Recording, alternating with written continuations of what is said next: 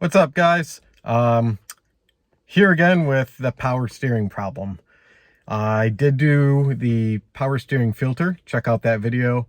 And I also changed the fluid, and that did not fix the problem. So I did order a new power steering pump from FCP Euro and going to install that. The issue what I'm having now with is the it's just shuddering and like making like cracking and popping noises. So let me start the car and I'll see if I can replicate it for you.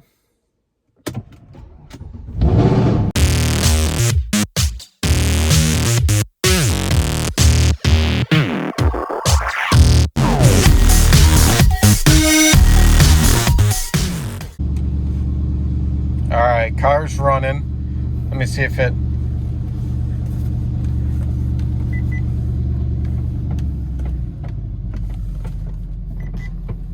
kind of hear some creaking. That's not too bad from what it usually is.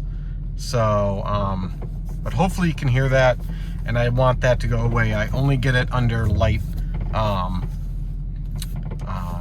tight turns, going really slowly. When I'm driving on the road, I don't hear it, but when I'm backing into a parking spot or backing into the garage is when I really notice it. So let's get started. Hey guys, so I got the car, as you can see, all jacked up. Excuse me. The order that I'm going to do it in is, first I'm going to remove the serpentine belt. I got a new one from FCP Euro, so I'm going to put that on. There's two front bolts here that I need to put on. Let me see if I can show you. Here, and then I get the rest from underneath the motor. So I have to remove the pan and get to it there. I'm going to leave everything attached until I unbolt it from the motor. And a lot of people say we have to cherry pick this motor up a little bit to be able to get to it. But I did find one person that said that you can do it this way. So I'm going to try it this way, and if not, we cherry pick it. But fingers crossed we can get this power steering pump out without having to cherry pick the motor. So let's dig into it.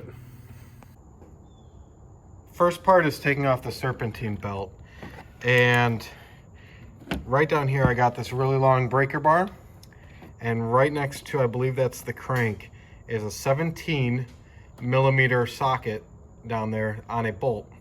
And when I crank this to the left, you can tell soon that all this tension is going to come off the socket, or off the belt. So see how it just became loose, tight, loose, tight. So that's what I'm going to do to be able to get the belt off.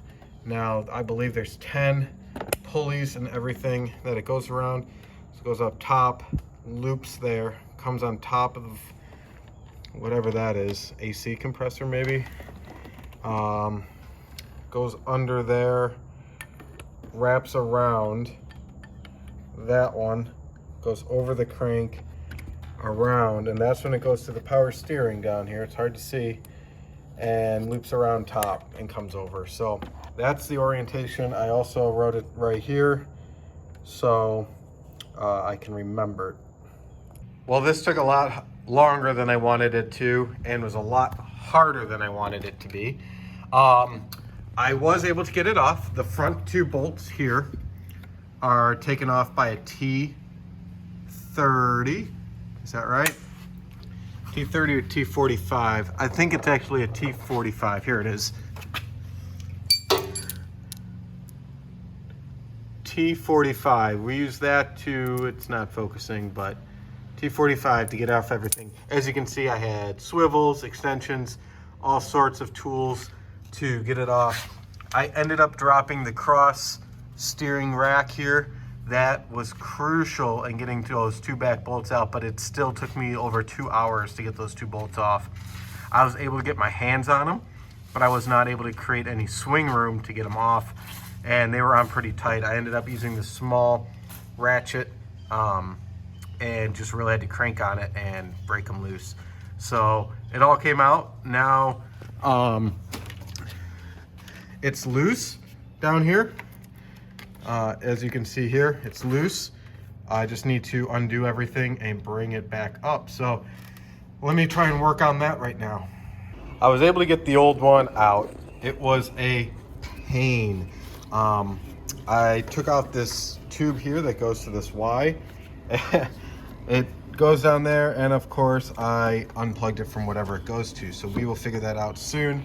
But by moving all of these tubes, the upper radiator hose, everything, I was able to sneak it out, bashed a few fingers, and got the new one in. And the first two bolts down here, I won't focus, but right there are threaded. Okay. What I need to do now is get this hose clamp on right there, which I'm struggling to do right now, to pinch it and move it.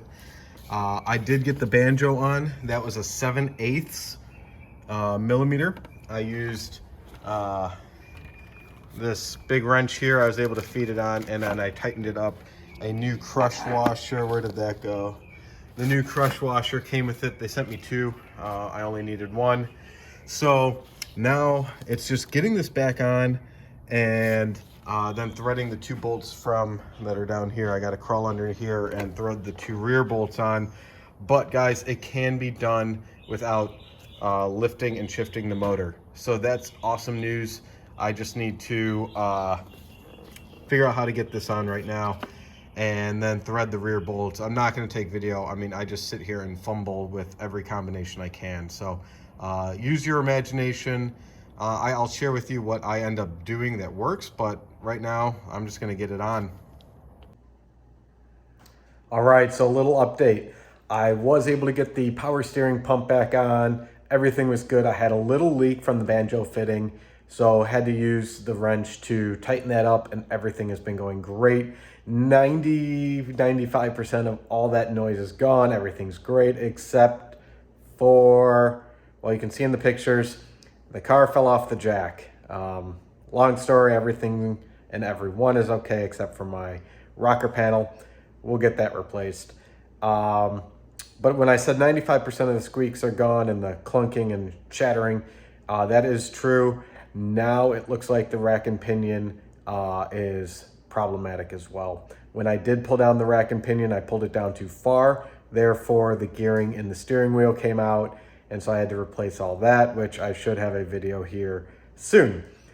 So one problem solved. It looks like two or three more cropped up, but this, this is all part of it, and I really do enjoy it. It is getting expensive, but I knew that going into this, getting rid of my Toyota 4Runner and getting the C63. I did realize that this was going to be more expensive, but the fun factor is definitely worth it, and at least learning and trying something new.